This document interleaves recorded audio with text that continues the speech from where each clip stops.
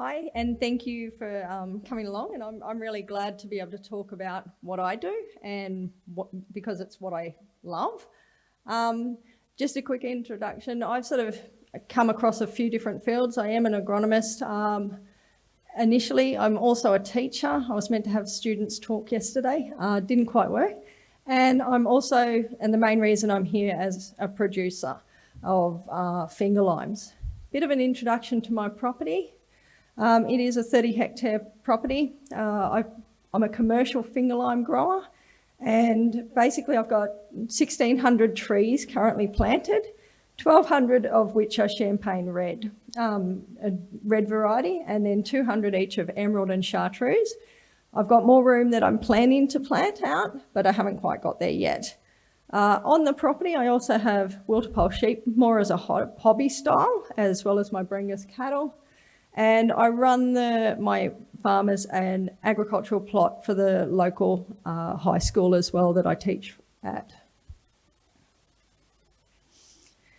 The first difficulty I have often is what is a finger lime farmer and what are you talking about? If they don't nod and just go, okay, I don't know what you're talking about, often I get the question, what are you growing? What are finger limes? They are an Australian native and they have little pearls of citrus inside them, and they're often referred to as citrus caviar. So that's what I grow, and often that's my first difficulty. So I grow them. This is a bit of a picture through my orchard taken by a drone, and basically they're spiky little bushes and tiny little fruit on there that are similar to finger-sized or larger is the idea. And I can't get past that. Okay. As a farmer, I suppose the first thing I think as my sort of motto is you can't manage well what you don't know. So knowledge is the key. I'm a bit of a chaser of knowledge, and luckily for a number of reasons, through GrowCom, DAF and other research, I have that availability of extra knowledge and that support from them. So Lena just mentioned LiDAR and these different things, and this is how, as a farmer, I utilise that knowledge. So with LiDAR, it's the topographic sort of style of my property. I'm able to, for the water resources, actually have those mapped out, have the flow accumulation, and it helps a lot with the type of planning I do.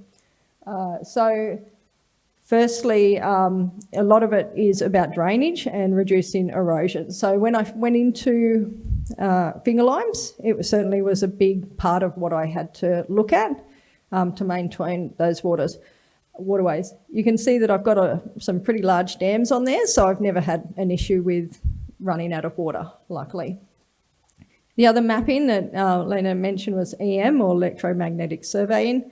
That for me is really important. It's one of my main base levels because it gives me an insight of what textural soils I have and the geographical sort of side of it. And that indicates what fertilisers are best to use or not to use in different areas. So I can adjust that, and also the drainage and where is the best place that I can have those things and how much I apply.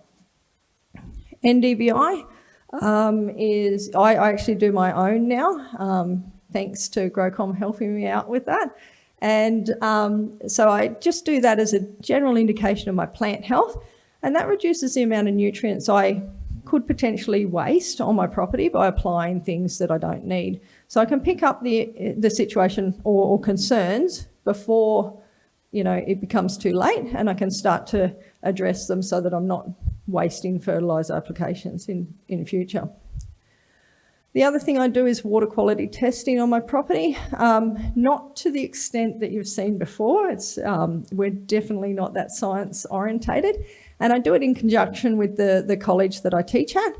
And so we do annual nitrogen, phosphorus, dissolved oxygen and turbidity.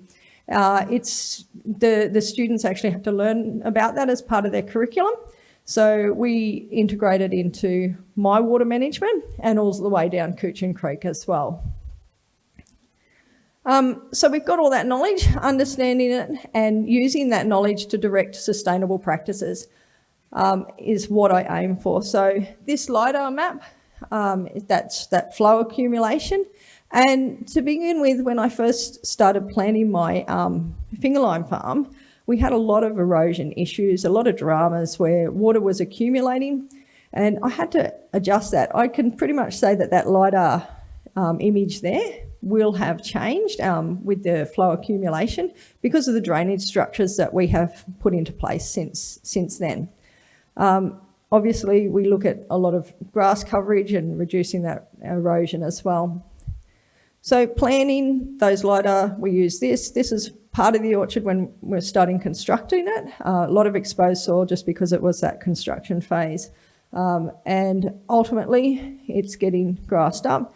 And if I took a photo today, that's all green and a lot larger trees. So, and we keep the rows all mulched. We hill up our rows. That's for the trees' health, basically to get their roots out of the ground so that they're not waterlogged.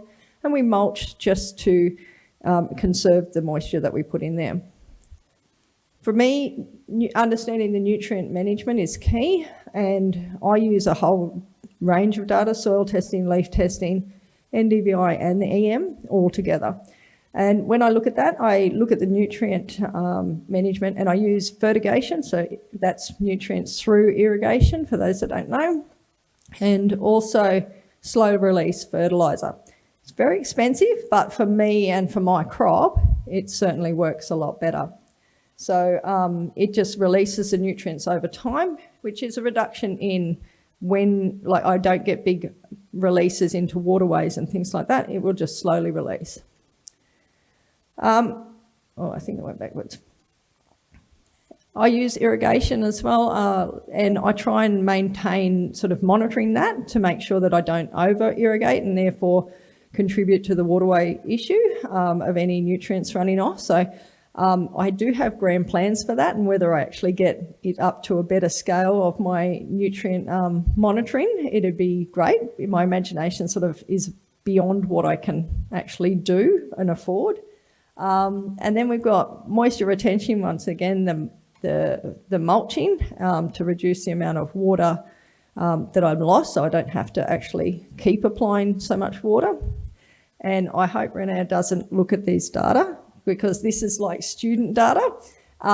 We've been monitoring the water in our dam each year, and so those initially higher results, generally I account for the fact that when I was growing ginger at that point, it was a high nutrient crop. I didn't have enough. I didn't have actually any runoff containment, had a lot of sediment going in as well.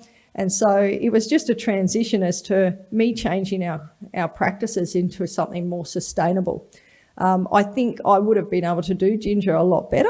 I just wasn't a good ginger farmer. So I think there's some really great ones out there, and I just was not. And this is the dissolved oxygen, the turbidity. And basically it's really relevant as to how much water runs off before I actually sample. So recently, I haven't had a lot of turbidity because I've got so much grass coverage under my orchard. So ultimately, this is the farm today, and it's looking a lot better. It's a lot of coverage. I'm reducing erosion. The trees are looking great and are highly productive. We export, overseas when COVID doesn't mess that up. And we also all across the capital cities. So we've got big markets and good sustainability at the same time. So I think both are achievable. This is an indication of two of my dams. They are, I think, in very good condition. We have platypus as in that dam when my kids were young. They're a bit older now. But yeah, and so platypus in that dam, fish, and we maintain that our dam's really in a good state, I believe. And future direction, as I was saying before, I have big dreams. And one of those is looking to introduce soil moisture monitoring system that's automated, that can come back through to my phone so that I can actually determine when I need to turn off or on irrigation, and that will aid me prevent me from losing so much nutrients and also wasting water. So that's some goals, although I can say that I was up at a talk about a year ago doing exactly the same thing, and that was my goal then too. So I'm still chasing that one. It just might take a little bit longer than I would like. But yeah, so thank you, and that is my farm.